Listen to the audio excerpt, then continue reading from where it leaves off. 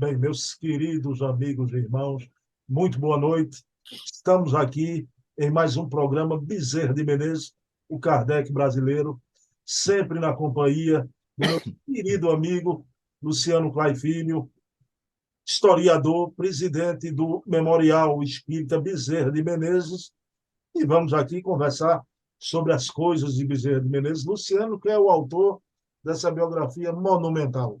Tá? Bezerra de Menezes, O Homem, Seu Tempo, Sua Missão, né? Que é o meu livro agora da vida inteira, por motivos óbvios, né? Por motivos óbvios, sempre compulsando para a gente conversar aqui mais a miúde, né? Embora que a gente tenha a liberdade para sair um pouquinho, né, dos trilhos, fazer uma pergunta ou outra que satélite ao conteúdo do livro, né? Luciano, eu vou iniciar com a prece. Vamos elevar o pensamento a Deus e agradecer ao nosso Pai de bondade infinita por estarmos aqui nesse altar que é a vida de Dr. Bezerra de Menezes. E possamos, reverentes, lembrar os seus passos, a sua família, as suas atividades, com o maior respeito. Iniciamos o nosso programa da noite de hoje. Meu querido Luciano Clay Filho, tudo bem aí na terra de Iracema? Em paz, querido, graças a Deus, nas pelejas, nas pesquisas, que é presentemente aquilo que me dá muito prazer, tentar resgatar um pouco a trajetória das lideranças espíritas, dos nossos irmãos do passado, que não é muito mais difícil do que a nossa, enfrentaram o preconceito de todo jaez para que a mensagem espírita triunfasse e lograsse alcançar os nossos corações. Então, é sempre com esse sentimento de reconhecimento e de gratidão que nós findamos uma semana relembrando e pedindo a Deus por esses irmãos que num passado não muito distante, aqui, aí, no Brasil, afora, deram muitas vezes com o sacrifício da própria vida o seu contributo, para que hoje estivéssemos aqui nesse programa dominical, estreitando os laços de fraternidade, que são reais, que são sinceros, falando a respeito sempre da vida de um desses vanguardistas, para mim o maior de todos do século XIX no Brasil, o nosso doutor Bezerra de Menezes. Então, em paz, querido, graças a Deus. Luciano, eu vou pedir para você mandar um abraço para um grupo de amigos seus, né? Mas eu queria aqui agradecer muito ao pessoal da Suíça que colocou a playlist lá no grupo deles, já espíritas devotados, levando o espiritismo para a terra suíça. Então, eu fiquei muito emocionado. Você podia dizer o nome do grupo, Clay? E Ah, claro, um querido. abraço também para o pessoal. Ah, mandamos com o maior prazer. São companheiros dedicados. O mais interessante é que são pioneiros na divulgação do espiritismo na Suíça. Talvez daqui a 100 anos, quem for escrever sobre a história do espiritismo naquele belo país deva registrar de uma forma muito especial o esforço, o empenho, a colaboração desses companheiros, em grande parte brasileiros, que procuram, em terras da Suíça, divulgar, e através de um grupo espírita que homenageia o nosso doutor Bezerra de Menezes, Grupo de Estudos Espíritas Adolfo Bezerra de Menezes.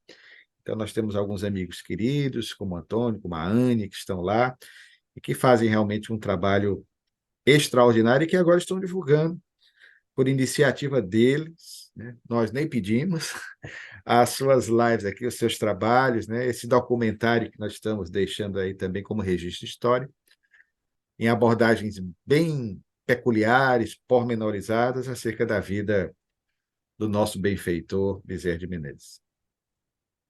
Luciano, como sempre acontece no início, antes da gente adentrar em Bezerra, a gente tangencia alguma coisa do momento da cena espírita no Brasil, né? Você recebeu, eu também recebi de muitos amigos, né?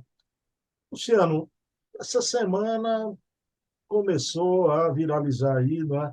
O lançamento de uma obra, para mim, na minha opinião, preocupante. Eu queria saber a sua opinião, porque é a edição de O Evangelho segundo o Espiritismo, a primeira edição antirracista. Eu confesso que eu tomei um susto, mas realmente eu não acreditei que eu estava lendo aquilo, porque, Luciano, eu não sei, quero saber a sua impressão, porque se é uma obra, uma edição antirracista, não é? Eu fico a me perguntar, a edição de Kardec, não é? Então, todo o trabalho de Kardec anterior e os grandes tradutores aqui no Brasil, era uma obra racista, não é? As edições anteriores de O Evangelho segundo o Espiritismo. O que é que você pensa disso, meu querido amigo Luciano Klein? Embora eu não tenha lido o livro, eu gosto sempre, para ser justo, nas análises, nos juízos que faço de alguma obra, ter a oportunidade de lê-la. Eu não li. Mas, diante do que é apresentado, a proposta, inclusive na divulgação, é algo que me deixa preocupado, porque demonstra uma contradição tremenda em relação àquilo que Allan Kardec nos apresenta em relação ao Espiritismo. Eu, como historiador, e o nosso livro sobre Bezerra de Menezes enfatiza muito essa questão, já discutimos aqui em outras oportunidades, tenho sempre dito para que nós tenhamos cuidado em relação à análise de personagens que viveram em determinada época. A questão do anacronismo, a necessidade da relativização no tocante ao entendimento, por exemplo, da ação missionária de Francisco de Assis na Idade Média, do apóstolo Paulo, nos idos tempos da propaganda da boa notícia que Jesus nos trouxe após aquele encontro que ele tem com Jesus em Damasco. Paulo, que foi um homem de seu tempo, ainda hoje também envolvido em polêmicas por conta da sua maneira própria de pensar. Paulo era machista em relação às mulheres. As pessoas se esquecem que esses homens, como o próprio Jesus, viveram numa época. O que me deixa, às vezes, sobressaltado e preocupado, Bruno, quando eu escuto narrativas dessa forma, é porque o Espiritismo surgiu há pouco tempo. Mas as pessoas se esquecem que Allan Kardec, igualmente, foi um homem inserido no contexto extraordinariamente importante de mudanças significativas na história da humanidade, que foi o século XIX, que vinha na esteira de outras mudanças igualmente importantes do século anterior, que foi o século do movimento iluminista. Então, Kardec era um homem de seu tempo, era um homem da Europa oitocentista, uma Europa que, obviamente, pela época, tinha concepções próprias no tocante ao pensamento que dizia respeito ao ser humano. Muitas teses estavam sendo derrubadas. Teorias como a de Jean-Baptiste Lamarck, agora desdobradas com nuances encantadoras, complementadas a partir do lançamento de uma obra, ainda hoje polêmica, mas revolucionária, lançada 2 anos após o Livro dos Espíritos, em 1859, que era A Origem das Espécies, de Charles Robert Darwin, que falava não só da necessidade dos seres, ao longo das idades, dos tempos, se adaptarem às novas circunstâncias ambientais, mas da própria metamorfose, da evolução pela qual o corpo de todas as criaturas passam e continuam a se transformar ainda hoje. O Espiritismo, já numa visão de Alfred Russel Wallace, já nos fala da necessidade da mudança tanto do corpo quanto da alma. E o que é interessante as pessoas colocarem que Allan Kardec ele teve ideias vistas como racistas, que é uma palavra, uma expressão muito forte, para você analisar um personagem que viveu há 150 anos, vamos arredondar, porque primeiro você tem que entendê-lo como homem que vivia na Europa oitocentista. De fato, a Europa tinha concepções, teses que levavam a crer, no geral, que o europeu era superior aos outros povos. Isso era uma tese de época. Qualquer um desses que hoje criticam, se vivessem na época de Kardec, se fossem europeus, franceses, como Kardec foi, pensariam da mesma forma. Não é que Kardec tenha sido preconceituoso, não, não. É porque, de fato, havia essa ideia de uma supremacia, inclusive utilizada nessa fase do chamado neocolonialismo ou neoimperialismo, em que a Europa se dispunha a conquistar outras áreas, novas colônias na Ásia e particularmente na África. Então havia teses que, embora não concordemos, mas que justificavam isso. Mas queremos dizer com isso também que Allan Kardec em momento algum foi racista. Naturalmente que ele fazia estudos, ele rabiscava. Algumas coisas que ele colocou em obras póstumas, que ele fala da questão das etnias vigentes, até a questão da teoria do belo, isso tem a ver com as concepções de época. Ele não iria, talvez, nem publicar. Limarri, que organizou Obras Póstumas, resolveu colocar ali, entre outros textos, esse de Allan Kardec. Ademais, querido, o que desmonta essa tese, de dizer que, se você diz que o Evangelho segundo o Espiritismo é racista, você está dizendo que Allan Kardec é racista também, que a obra aí se confunde com o autor, uma obra extraordinária, o realce em relação ao livro lançado em 1864, que é o Evangelho segundo o Espiritismo. Mas Kardec nunca poderia ser racista, partindo da premissa de que ele ressalta como um dos princípios fundamentais do Espiritismo a reencarnação. Ele fala, inclusive, já no Livro dos Espíritos, dialogando com os imortais, a respeito do que à época era chamado de selvagem, e há quem questione esse termo, selvagem, que vem de selva. Ah, mas selvagem é um termo inadequado. Nós temos de ter muito cuidado com os neologismos. As mudanças, as corrupções nas traduções dos textos bíblicos de outrora começaram a partir daí. Ah, eu acho que esse tema é muito pesado. Daqui a pouco você vai analisar o próprio Paulo e dizer que Paulo não deveria ter dito isso, que Paulo era machista, porque Paulo viveu numa sociedade patriarcal, em que a mulher não tinha a evidência que tinha em outras civilizações, como a civilização cretense, ou na civilização grega, não em Atenas, mas em Esparta, pelo menos. Daqui a pouco você vai questionar Jesus, aquele que, não, mas Jesus, pedagogicamente, não foi muito interessante aquela colocação dele diante dos fariseus, quando ele, de forma contundente e até muito forte, chamou-os de raça de víboras, sepulcros caiados por fora, mas que carregava a podridão na intimidade da alma. Isso é algo que se diga a um irmão, vai sempre haver alguém que vai questionar. Daqui a pouco, Francisco de Assis, como acontece com Bezerra de Menezes. Então, querido, Allan Kardec, em momento algum, demonstra que foi uma pessoa a se posicionar dessa forma. Repito, são teorias, são ideias que ele, como um homem de seu tempo, absorveu, como Bezerra de Menezes absorveu quando, por exemplo, escreveu o livro sobre a escravidão, a utilização em relação aos afrodescendentes, hoje assim chamados. O doutor Bezerra se referia a pretos, que era a palavra vigente, ele não estava sendo racista. É o meu problema recentemente ocorrido com a série que eu li quando criança, que me encantou, que é o nosso Walt Disney brasileiro, o Monteiro Lobato, na série Sítio Pica-Pau Amarelo. Há uma alusão à forma como ele tratava a inesquecível tia Anastácia, personagem por ele visto com muito carinho, porque ele chamava de negra, de preta, fazia uma alusão a um determinado... A gente tem que ter muito cuidado, sabe, Bruno? Eu fico preocupado, sinceramente, porque daqui a pouco aquela velha tese dos anos 1960 não deu certo. É proibido proibir, né?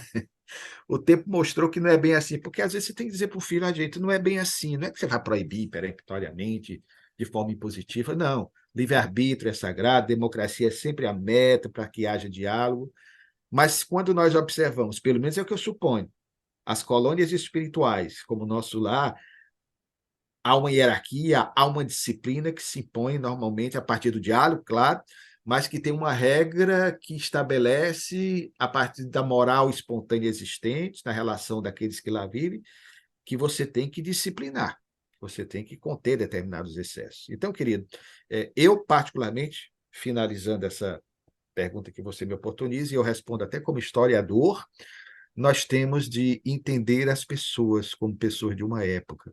Jamais Allan Kardec seria racista, até porque, repetimos, um dos princípios fundamentais do Espiritismo, e é, entre os outros, aquele que mais me encanta, porque nos mostra, através de uma lógica irretorquível, que Deus não é um ser parcial, que beneficia uns em detrimento de outros. Não, não, mas é aquele ser que, através das oportunidades recorrentes de várias existências que nós temos, que é através da reencarnação, independentemente da nossa etnia, dá-nos as possibilidades e oportunidades tantas quantas necessárias sejam para a nossa reabilitação intelecto, moral e espiritual. Allan Kardec deixa muito claro que eu posso reencarnar como homem, eu posso reencarnar como mulher, eu posso, depender da minha necessidade, reencarnar na África, reencarnar na América do Sul, como um indígena local, posso reencarnar como chinês. Então, essa questão fica muito claro quando nós entendemos o Espiritismo pela sua essência, porque nos mostra que o corpo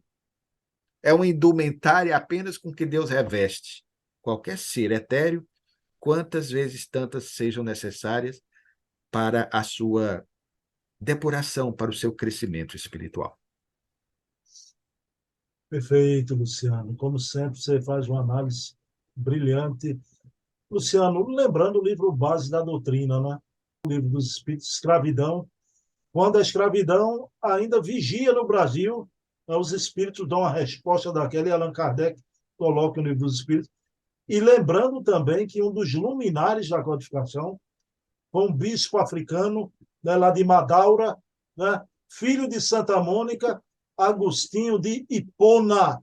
Foi um dos luminares ali que estavam trazendo, né, os princípios da doutrina espírita na terceira revelação.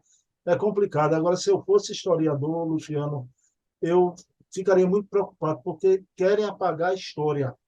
Nos Estados Unidos estão derrubando estátuas, né, de grandes heróis da liberdade americana por supostamente serem racistas no anacronismo novamente, né? Então é tudo tão confuso esse momento que eu quero ir embora para Pazárgada, viu, Luciano, né? Lá eu vou ser amigo do rei, porque as coisas aqui estão muito complicadas, pelo amor de Deus, né? É lamentável, né? Luciano, Concordo. a gente já viu aqui tanta gente, né? Senador Alencar, o padre Alencar, né? Tantas personalidades, né? Brevemente a gente vai voltar a ver Antônio Conselheiro, né? Então, essa relação com o doutor Bezerra tinham a mesma idade, e pai, mãe, os avós. Mas, Luciano, vamos ver os irmãos hoje, né? E esse programa é muito importante para mim. Pessoal, a gente conversou antes, eu e Luciano, e eu revelei para Luciano. A gente conversa mais tempo até do que o programa que vai ao ar, né? Eu dizendo a Luciano, Luciano, eu tinha, não é mágoa, né? Eu tinha uma má impressão. Eu não gostava desses irmãos de Bezerra, não é? Por causa do filme, as nossas referências, né, Klein? Do livro do Aquarone e do filme, né? Diário de um Espírito, né? Bezerra de Menezes, Diário de um Espírito, né? E a gente vê aquela atitude, mas o Luciano disse que sempre o filme há algo ficcional, né? Mas eu quero começar com o primogênito, o irmão mais velho de Bezerra, o Manuel Soares Bezerra de Menezes. Luciano, ele realmente, de todos os irmãos, foi o mais intransigente mesmo com a conversão de Bezerra de Menezes ao Espiritismo. Bruno, a sua pergunta é muito oportuna, querido, porque nos permite desmistificar um pouco isso. Era o irmão que Bezerra muito amava, mais velho do que ele, praticamente 20 anos, porque o Manuel Soares nasceu em 1810. O doutor Bezerra nasceu em 1831. Então tinha idade de ser pai dele. E será o pai de Bezerra de Menezes do coração quando o genitor, sobre quem falamos recentemente, na semana passada, veio a desencarnar em 1851. Então, o Manuel Soares vai ser o responsável, inclusive, por acolher o irmão caçula, Adolfo, na sua residência aqui em Fortaleza, quando ele não estava na fazenda do pai, que ficava em Maranguape, na verdade, um pequeno sítio. Depois da desencarnação, vai ser o Manuel Soares, já antes um pouquinho, que vinha acolhendo, para que ele, inclusive, pudesse dar concepção aos seus estudos no Liceu do Ceará, quando voltou do Rio Grande do Norte, no final de 1846, e começa no Liceu do Ceará em 1847. Então, ele passa a morar na residência do irmão mais velho. Portanto, o próprio irmão, veja só que curiosidade, vai ser, inclusive, seu professor do Liceu do Ceará, como outro irmão também, que vem na sequência, podemos falar no momento devido, o Teófilo Rufino. Os dois lecionavam, eram advogados, formados em Olinda, no seu tão querido estado de Pernambuco, e, portanto, estiveram aí. E aqui os dois seriam professores do liceu, que foi fundado em 1845, nos moldes de um dos maiores educandários do Brasil à época, que era o Colégio no Rio de Janeiro, Pedro II. Então, Manuel Soares era um disciplinador, era um homem austero, de princípios éticos, morais extraordinários, era um homem de bem, naturalmente, e volta à questão do que falamos em resposta à pergunta formulada por você, a guisa de introdução, desta noite nossa de fraternidade, voltamos a mostrar as pessoas como personagens de uma época, de um contexto. Ele era ultramontano, ele era conservador por excelência. Por influência paterna, ele era um homem voltado de forma extraordinária à sua fé católica. E, diferentemente de muitos que se dizem católicos ou protestantes, ele não.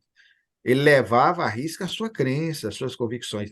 Esse homem fez tanto pela sua fé, escrevia inclusive no jornal local chamado Tribuna Católica, que recebeu do Papa Pio IX, à época, a comenda de São Gregório Magno, várias condecorações como Cavaleiro da Ordem do Cristo. Então, era um homem que acreditava piamente naquilo ali.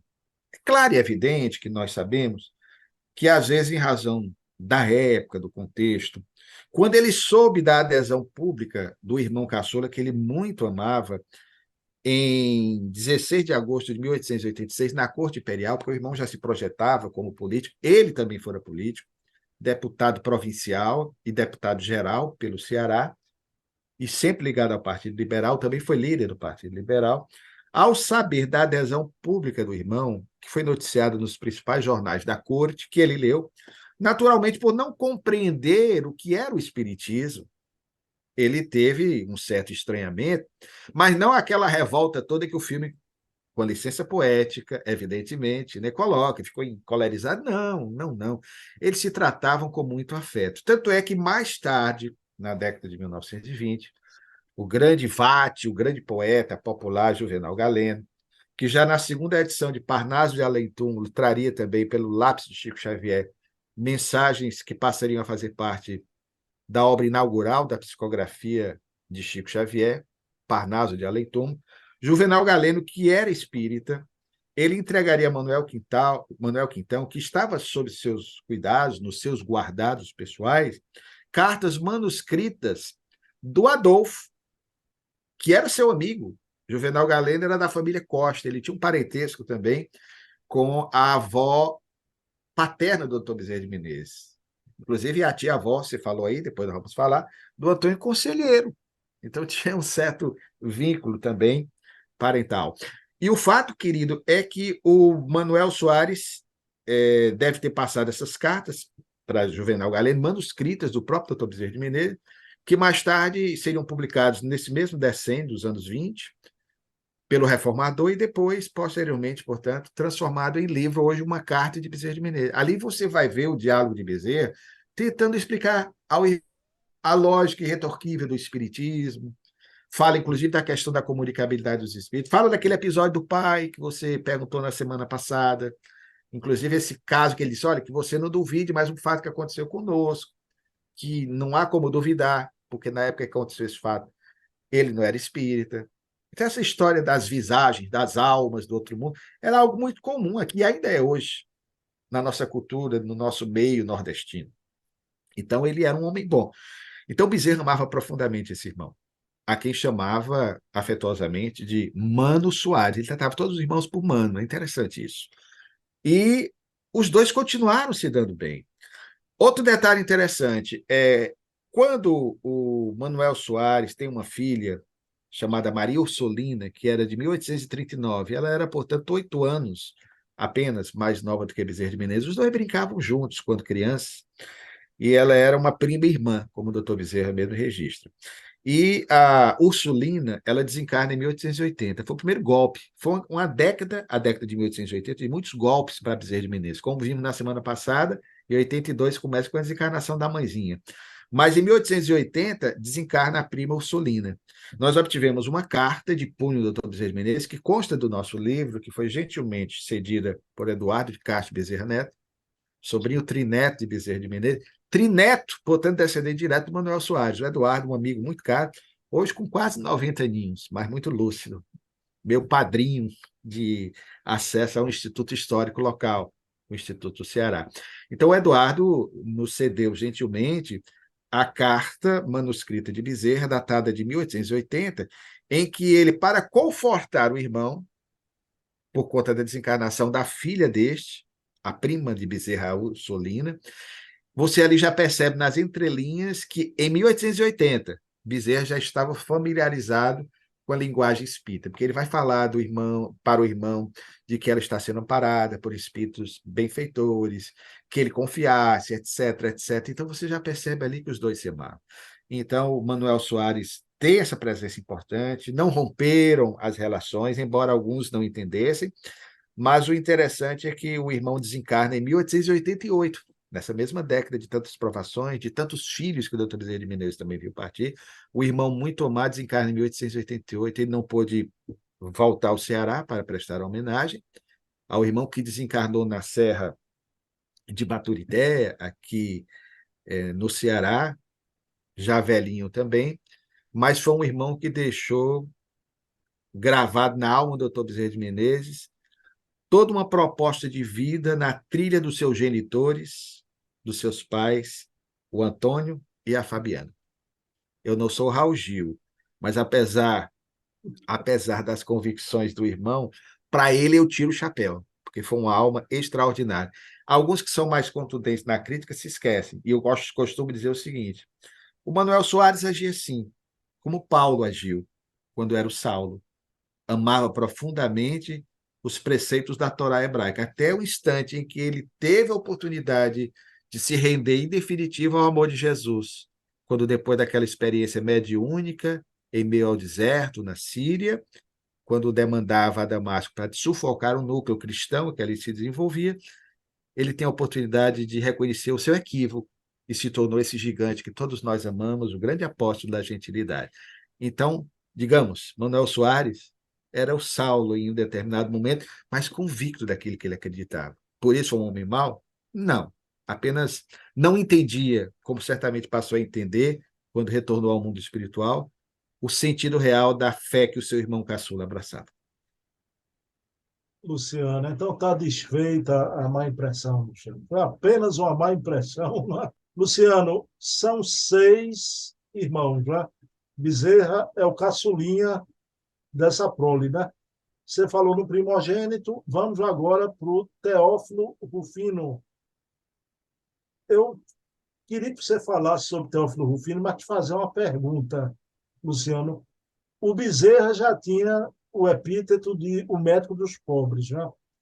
E, para surpresa minha, quando eu conheci, mais próximo agora, o Teófilo Rufino, ele também tinha um epíteto, embora a profissão diferente do irmão, ele era chamado, Luciano, de o advogado dos pobres.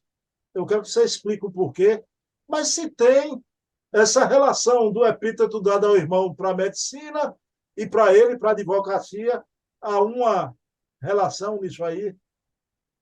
Há uma expressão que nós usamos muito para muitas vezes nos referirmos negativamente a um comportamento não muito ético de determinadas pessoas. Às vezes, assim, isso é mal de família. No caso, eu diria para você, isso é bem de família, porque quase todos eram assim. Aí volta a questão do exemplo. Como dizia Albert Schweitzer, o exemplo não é a melhor forma de se educar, mas não é mesmo, é a única. Então, foi uma família educada pelo exemplo dos pais, pelo exemplo do irmão mais velho. O Teófilo é o segundo irmão, 8 anos mais novo do que o Manuel Soares. Nasceu em 1818. O Teófilo Rufino vai desencarnar em 1906. Também é advogado, formado aí no Pernambuco, em Olinda. Também professor do liceu, como dissemos anteriormente, afeito à filosofia. Também muito dedicado à sua fé, à fé católica, embora com uma visão mais aberta, em certos aspectos, no tocante a outras denominações de fé, mas um homem também que trabalhou com afinco na dedicação ao próximo, ao seu semelhante. Alguém que certamente guardava os ensinamentos da mãezinha querida, que ele também muito amava. Presentemente, há um companheiro muito querido que tem nos ajudado aí com alguns informes, com alguns documentos que tem resgatado, que é da família Otran, o Flávio Otran, e ele está se detendo num estudo mais pormenorizado acerca da vida do Teófilo Rufino, dos seus descendentes, e sempre trazendo novas informações. Mas esse irmão do doutor Bezerra, portanto, querido, além de ser também político, ligado ao Partido Liberal, com atuação importante aqui em Fortaleza, Semelhantemente ao irmão, no Rio de Janeiro, só que o irmão, como médico, ele já tinha recebido esse epíteto, esse título de o advogado dos pobres, porque fazia o mesmo que Adolfo fazia. Aquelas pessoas que não tinham condições de pagar um serviço seu como advogado, ele as atendia gratuitamente. Inclusive, esse registro que nós pensamos é de um jornal do norte do Brasil, que fazia o registro, porque havia alguns familiares dele no Amazonas, na região do Pará, ele faz um registro, é exatamente essa ação, fazendo uma observação acerca da desencarnação dele em 1906. Então, de fato, era uma figura extraordinária. E é esse irmão que recebeu uma homenagem da população local, que teve o seu nome dado a uma das principais avenidas de Fortaleza, que muitos que aqui vêm pensam que é uma homenagem ao nosso Adolfo, a Avenida Bezerra de Menezes, uma das principais, repito, daqui de Fortaleza, porque ela exatamente liga o antigo bairro, né, onde, chamado na época, né, de Barro Vermelho, onde hoje é o bairro Antônio Bezerra, que tem esse nome também em homenagem ao sobrinho de Bezerra de Menezes, filho do Manuel Soares. Então, a avenida é em homenagem ao Teófilo Rufino, esse advogado dos pobres. Teófilo Rufino Bezerra de Menezes, né? Bezerra de Menezes. Porque não são todos. Daqui a pouco a gente vai falar no irmã que tem uma peculiaridade, né? Luciano, José Joaquim Bezerra de Menezes, né? Parece que esse foi o único que seguiu a atividade do pai, o capitão Antônio Bezerra de Menezes, na agropecuária, né? Era agropecuarista, né? O José Joaquim Bezerra de Menezes. O Mano José, como o Bezerra o chamava, foi dos homens o último a desencarnar. Nós tivemos muito trabalho na garimpagem de documentação que fizemos para encontrar o registro da desencarnação dele.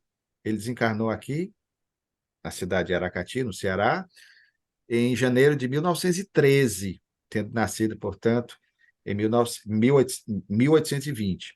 Ele desencarnou já nonagenário, já velhinho, portanto. E esse irmão era muito próximo do Dr. Bezerra, talvez por ser mais novo do que os outros, e pelo fato também de que, de todos eles, era aquele que estava mais constantemente com o irmão caçula no Rio de Janeiro. Porque o José Joaquim, que de fato foi o único dos filhos, ele tentou, inclusive, cursar a faculdade de Direito, chegou a cursar até o segundo ano, aí, em Olinda, mas abandonou, porque casou-se, e a partir de então ele se dedica à atividade agropecuarista, né?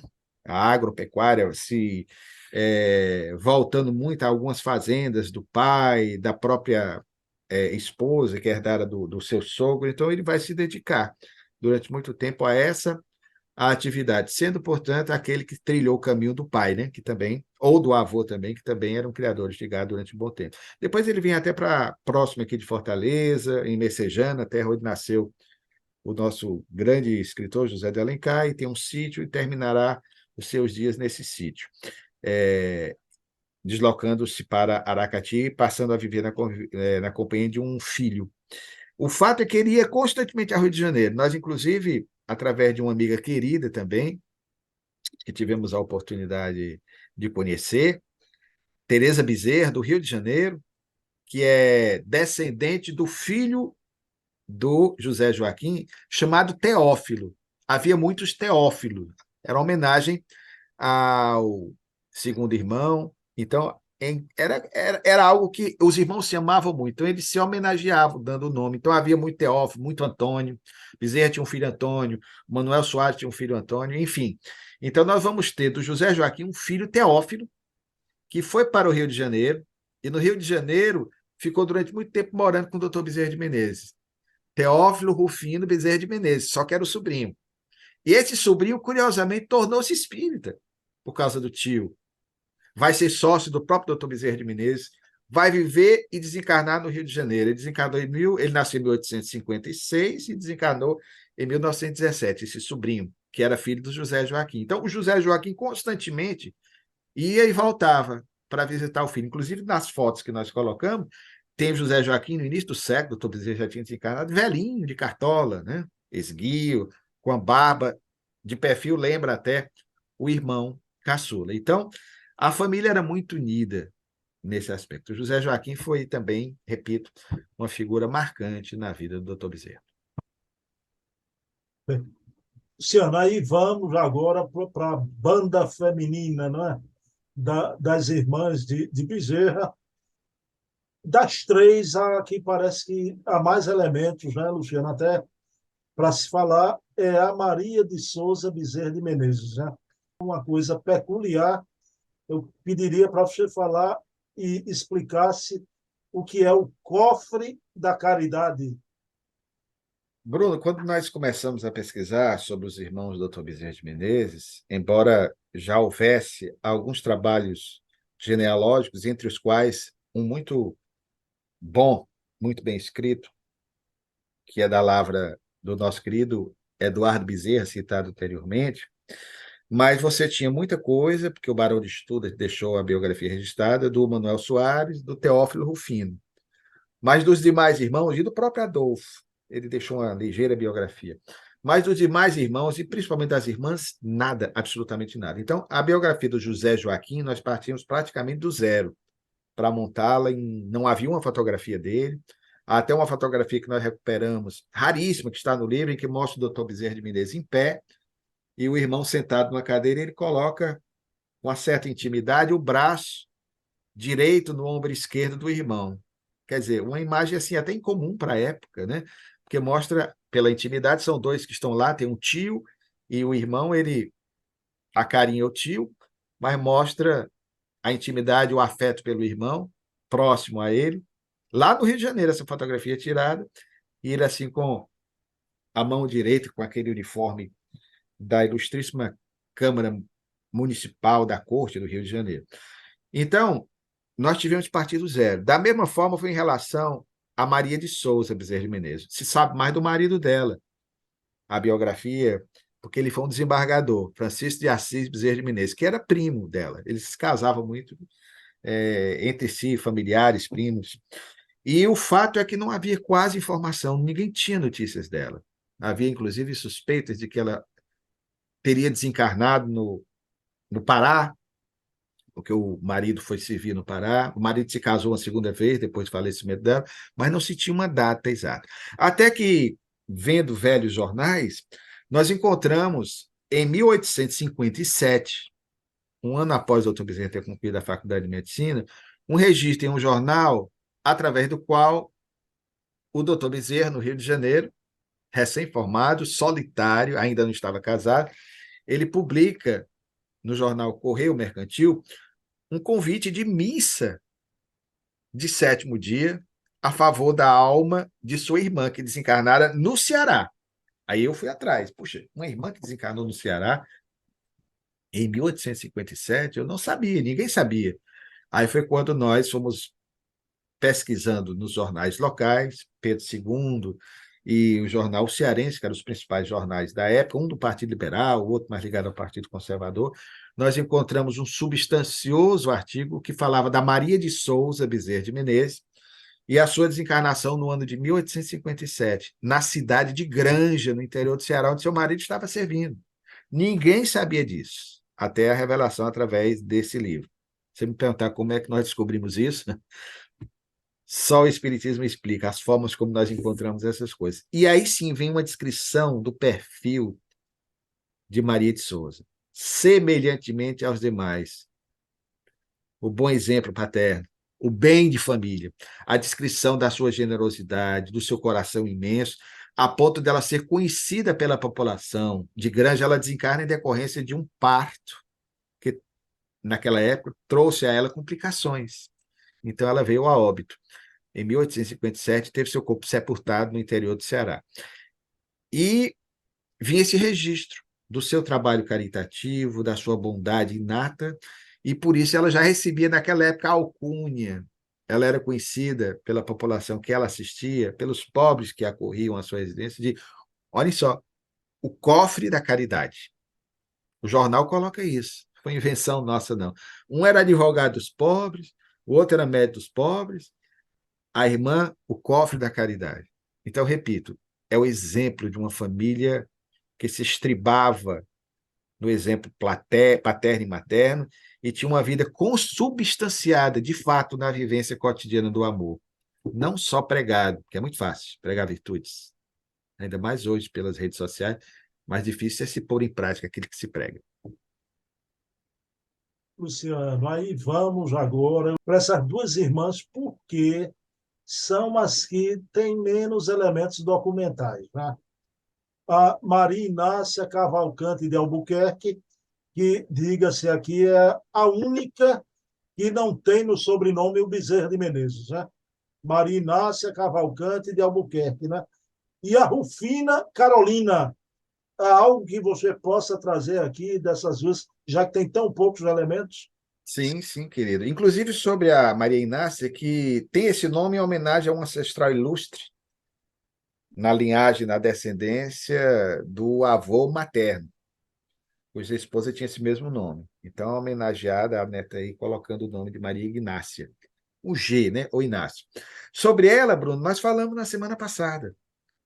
Outro exemplo extraordinário de dedicação filial aos cuidados da mãezinha, porque foi a única filha que deixou de seguir uma vida em família, não se casou, para cuidar da genitora. Morou com a mãe na rua do Senador Alencar, que era, aliás, numa casa cedida pelo irmão José Joaquim, porque tinha várias casas. Esse tinha mais posses do que os demais irmãos, pela vida honesta, proba, íntegra do seu trabalho, que ele conseguiu conquistar.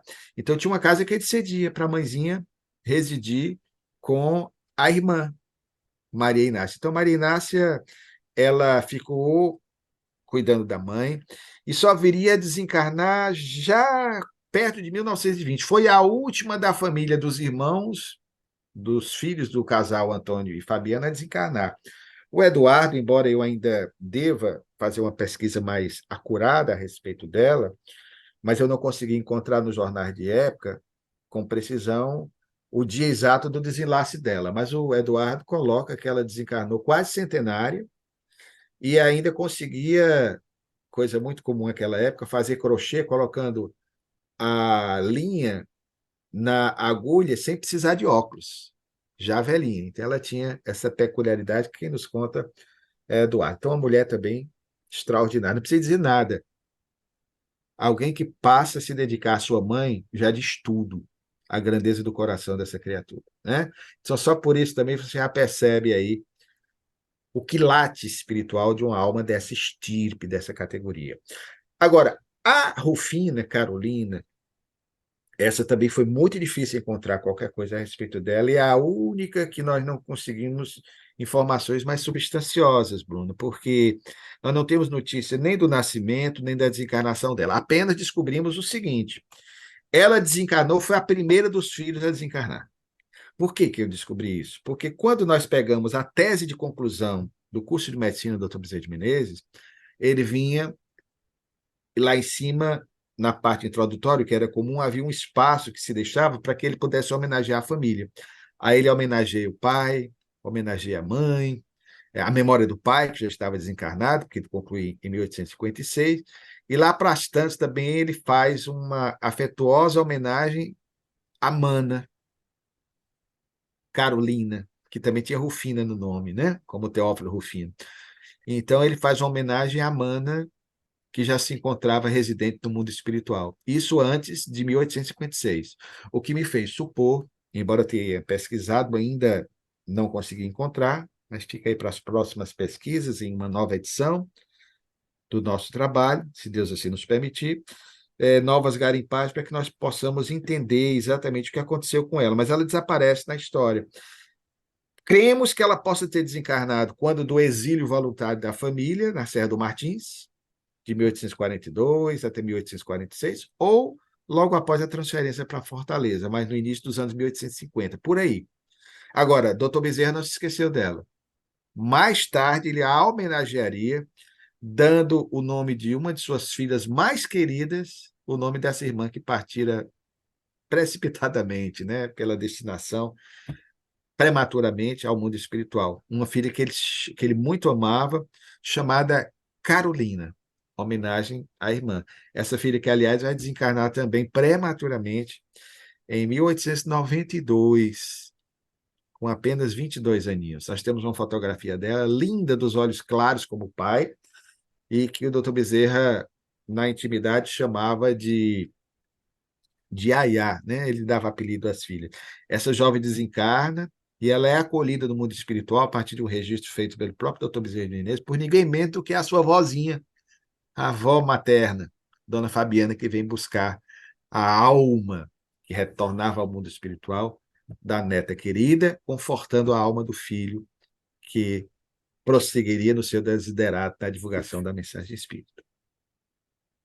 Luciano, eu vou sair do programa já gostando dessa família toda, dos irmãos, viu? Família assim não dá ibope em novela nenhuma, porque as novelas normalmente botam família desajustada, irmão brigando com irmão. Então, ter uma família dessa é realmente um exemplo a ser seguido, querido. Agora, Luciano, com todo o carinho que eu tenho, eu admiro eles, já disse aqui em outros programas, né? A iniciativa do Eduardo Girão, de todo mundo, né? De trazer o filme de Bezerra. Eu não gosto muito é dessas licenças poéticas de um personagem sobejamente conhecido, né? Eu preferia que não tivesse, fosse mais fiel, fosse um documento biográfico mesmo, um filme, né? Não é crítica, né? Não, a ideia original do filme, Bruno, finalizando, era de ser um docudrama, um documentário, intercalando cenas, né, os atores encenando, com depoimentos de historiadores. Na época, quando o filme foi lançado, eu até participei, a convite do Eduardo, que é um amigo muito caro ao nosso coração e a quem tanto devo, gratidão é a memória do coração, grande responsável para que esse livro viesse a lume, Eduardo Girão. É, Na época, nós não tínhamos ainda as informações que mais tarde nós iríamos conseguir, a partir, sobretudo, de 2010, 2011. Então, Ah, havia ainda muita. Garipávamos, pesquisávamos, mas as informações eram extraídas em grande parte de outros livros conhecidos. Então, eram coisas um tanto inconsistentes, historicamente falando, sem a devida confirmação. Aí coube ao diretor, que é um querido amigo, Glauber Filho, se valer em alguns momentos do que se chama de licença poética, e há, claro, naturalmente, alguns excessos, né? Mas foi uma obra que teve a sua importância, também historicamente falando, porque foi a obra, o filme, Bezerra de Menezes, Diário de um Espírito, lançado em 2008, que abriu o espaço para que outros filmes de temática espírita e espiritualista viessem e provocassem aí sucessos extraordinários, como o nosso, com primeiramente Chico Xavier em 2010, depois Nosso Lar em 2012, na sequência As Mães de Chico Xavier e outros que vão aparecer aí no decorrer do decênio passado. Luciano, e diga-se de passagem, né? Se ele fosse americano, por dois filmes apenas, já. Memórias do Cárcere, onde ele interpretou Graciliano Ramos, e a atuação dele estupenda, interpretando o Dr. Bezerra de Menezes. Se ele fosse americano, ganharia um Oscar, com certeza, o nosso querido Carlos Vereza, um monstro de ator, não é? Um ator fabuloso. Luciano, eu queria te fazer uma pergunta final. Você pontua as coisas muito bem, é muito ponderado. Luciano, a minha pergunta é rápida. Você sabe do Chico, Humberto de Campos, quando traz aquele projeto do Cristo para o Brasil, Brasil, o coração do mundo, pátria do Evangelho, né? E, Luciano, o Espiritismo se estabeleceu no Brasil não apenas através de Dr. Bezerra, mas a gente teve Luiz Olímpio Teles de Menezes, Eurípides Bassanufo, Caí Bachutel, Bittencourt Sampaio, tantos expoentes, grandes médios, Dona Zilda Gama, Dona Ivone, Chico, Divaldo, Raul, e hoje ainda tanta gente, tantos grandes escritores, Hermínio, Herculano, são expoentes. Luciano, eu queria lhe fazer uma pergunta, não é? Porque todo esse pessoal hoje está no mundo espiritual, não é? São êmulos da nossa atividade aqui na Terra, todos eles. Eu lhe pergunto, Luciano, por que surgiu, viralizou um vídeo, alguém dizendo que se não tomasse cuidado, o espiritismo ia acabar daqui a tantos anos. Eu acho isso incrível totalmente. Incrível quer dizer não crível, não crível, né? O que você pensa disso, Luciano? O espiritismo permanecerá com os homens pelos homens, apesar dos homens e de uma análise como essa? Sem sombra de dúvidas, meu querido, o progresso é inexorável da doutrina que esposamos há 38 anos. Então, hoje nós percebemos, e o Brasil é o maior país espírita do mundo, e não é por acaso, é o maior país católico, o maior país evangélico, que seja, isso é sempre bom, a espiritualidade aqui pujante, presente. Então, essa expansão é inevitável. Os problemas inerentes são coisas relacionadas a nós, seres humanos, que fazemos o movimento espírita. O problema é do movimento e não do espiritismo. Então, a mensagem espírita, como a mensagem da boa nova trazida por Jesus, não obstante as alterações, as distorções, as deturpações que aconteceram no decorrer dos séculos, ela permaneceu depois de 2000 anos. Aliás, Jesus já vaticinara, já previra isso. Passará o céu e a terra, mas as minhas palavras não passarão. O Espiritismo veio no tempo certo. Embora uma doutrina com viés científico, aspas, no entendimento daqueles fenômenos que, de certa forma, se tornaram uma verdadeira, aspas, epidemia na Europa, nas Américas, inclusive no Brasil, inclusive em Pernambuco, inclusive no Ceará, os fenômenos das mesas girantes, que mereceu a atenção de Allan Kardec, o sábio leonês, que se dispôs a estudá-los para tentar encontrar a razão do porquê daqueles fenômenos acontecerem. E aí vem todo o edifício doutrinário, que se constitui num bloco monolítico. A obra O Evangelho segundo o Espiritismo, que alguns até não entendem muito bem a sua razão de ser, o porquê de Allan Kardec tê-la publicado, ela vem, de certa forma, a tentar fazer esse link imprescindível com a essência pujante da mensagem do Evangelho de Jesus. Tanto que é nessa obra que Allan Kardec diz, é ele quem diz, não é Luciano Klein, não é Bruno Tavares, que a moral espírita é a mesma moral cristã. Então, se a moral espírita é essencialmente a mesma moral trazida pelo Filho de Maria há 20 séculos, não há como ela se diluir. Eu lembro, para finalizar essa reflexão, e aí ele deu a resposta, mostrando que o Espiritismo perseverará, continuará. O diálogo, já que falamos dele, de Paulo, quando era o Saulo, com o seu sábio orientador, o fariseu de mente arejada, de nome Gamaliel, que quando consultado pelo pupilo, Paulo, ou Saulo, encolerizado, obcecado pela necessidade que sentia de debelar aquele núcleo cristão de Damasco, consulta o amigo que, com a sua ponderação, reconhecendo a grandeza, aliás, do Evangelho de Jesus, que no final da vida ele se renderia em definitivo, num deserto isolado, refletindo sobre a substância divina da mensagem de Jesus, ele diz para Paulo, esbaforido, com os olhos injetados, cheio de ódio, diz-lhe: Saulo, Saulo, meu filho, acerena o teu coração. Porque se essa mensagem que tu pretendes debelar, obstaculizar, deter, se ela for falsa, meu filho, se ela for falsa, o tempo se encarregará de dissolvê-la, de diluí-la, de fazer com que ela desapareça. Mas se ela for verdadeira, meu filho, ninguém, nem mesmo tu, serás capaz de detê-la. Como eu creio que a mensagem de Jesus e o Espiritismo são mensagens que traduzem para nós o sentido real do que é a verdade, elas jamais deixarão de estar constantemente a se apresentarem àqueles que querem buscá-la, para que assim possamos tê-la como norte, como diretriz segura às nossas vidas. Brigadão, não é? É isso que a gente queria, que eu queria ouvir de você.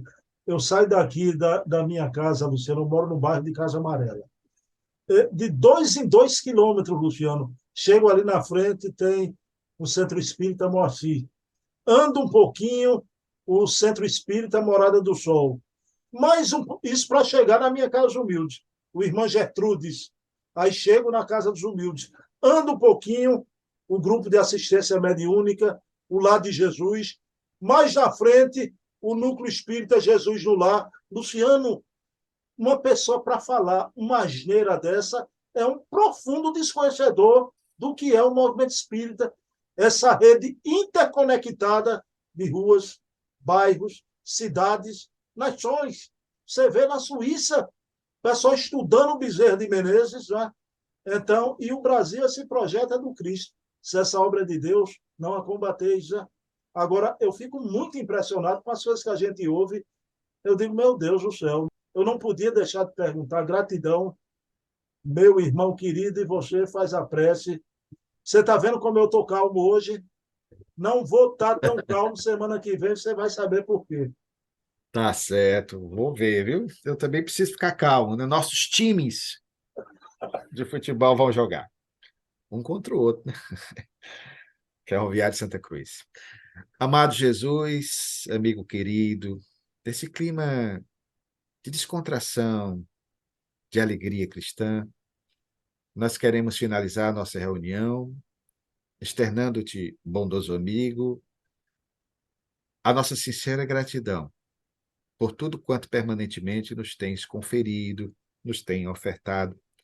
Permite, Senhor, que possamos iniciar mais uma semana no curso de nossas vidas, dispostos a pelejarmos para que a doutrina que professamos, que é o teu Consolador prometido, e que permanecerá, como disseste, conosco até a consumação dos séculos, que nós possamos cada vez mais nos colocarmos humildemente, não obstante as nossas defecções morais, como instrumentos da tua paz e do teu amor. Sê conosco hoje e sempre, que assim seja. Bem, pessoal, próximo domingo estaremos aqui conhecendo um pouco mais da relação de Bezerra de Menezes com Antônio Conselheiro, né? Dedico esse programa à minha mãe querida, mamãe te amo. Luciano Clay, gratidão, namastê, e para a semana estou aqui com você, viu? Não fuja. Te amo, meu irmão. Para a Um semana beijo. não pode faltar, você vai ter que estar aqui Não, não falta cara a não. cara comigo. Independente do resultado. Vai ver que eu vou vir aqui ficar com vergonha, eu que estou falando isso. Quem sabe, né? Um abraço, Luciano. Beijão. Outro meu filho. Deus te abençoe.